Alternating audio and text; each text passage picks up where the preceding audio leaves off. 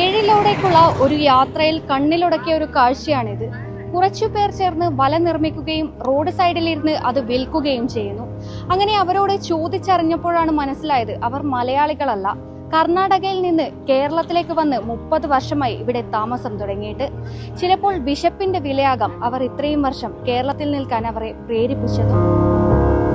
ഏഴിലൂടെ ഇപ്പോഴത്തെ പുതിയ സർവീസ് റോഡരികിലൂടെ സ്ഥിരമായി പോകുന്നവർക്ക് ഇതൊരു പരിചിത കാഴ്ചയാണ്. ഹോണടികൾക്കും പായുന്ന വണ്ടികൾക്കുമിടയിൽ റോഡിന്റെ ഒരു വശത്ത് നീളത്തിൽ വലവരിച്ച് അതിലേക്ക് കണ്ണും നട്ടിരിക്കുന്ന കുറച്ചു മനുഷ്യർ. കക്ഷികൾ ഒറിജിനൽ കന്നഡക്കാരാണ്. കർണാടകയിൽ നിന്ന് വണ്ടി കയറി ഏഴിലോടിന്റെ ദേശത്തെത്തിയിട്ട് ഇപ്പോൾ 30 വർഷം തികയുന്നു. അതുകൊണ്ട് തന്നെ ഇവർ നല്ല നാടൻ മലയാളം പറയുന്നതും കേൾക്കാം. കർണാടകയിലെ ഗ്രാമത്തിൽ നിന്ന് അതിജീവനത്തിനായി വണ്ടി കയറിയവരാണ് ഇവർ. ഇന്ന് ഏഴിലോടിന്റെ മണ്ണിൽ ഇവർ സ്വന്തം ജീവിതത്തിന്റെ വലക്കണ്ണികൾ നെയ്തു തീർക്കുകയാണ്. യാതൊരു പരാതിയുമില്ലാതെ, നിറഞ്ഞൊരു പുഞ്ചിരിയോടെ. നമ്മുടെ കർണാടകയിൽ പനിയില്ല. പനിയില്ലാതെ പറഞ്ഞാൽ നമ്മൾ പനിക്ക് പോയാലും ശമ്പളം കുറവാണ്. ശമ്പളം കുറവാണ്ട് നമ്മൾ ഇങ്ങോട്ട് വരുന്നു.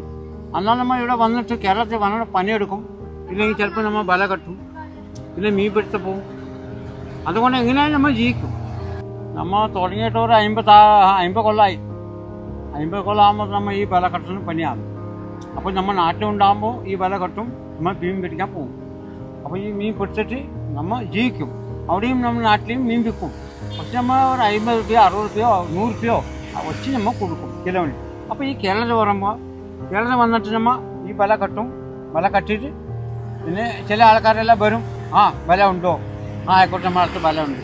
അപ്പോൾ വില ഉണ്ടാകുമ്പോൾ നമ്മൾ ചോദിച്ച പാട് കൊടുക്കും. മീറ്റർ കണക്കാൻ നമ്മൾ 30, 25, 40 അത് നമ്മൾ എന്നിട്ട് നമ്മൾ ഒരു 10 മീറ്ററോ 40 മീറ്ററോ 30 മീറ്ററോ അവിടെ നമ്മൾ തരും. കർണാടകയിൽ കേരളത്തെ അപേക്ഷിച്ച് കൂലി കുറവായതുകൊണ്ടാണ് ഇവർ ഇന്ന് കേരളത്തിൽ വന്ന് ജോലി ചെയ്യുന്നത്.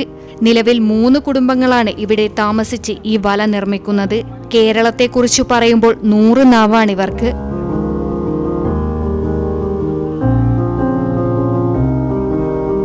മനുഷ്യർ അതിരുകൾ തിരിക്കുമെങ്കിലും അതിജീവനത്തിന്റെ ഭാഷ ഒന്നാണെന്ന് ഇവർ നമ്മളെ പഠിപ്പിച്ചു തരുന്നു.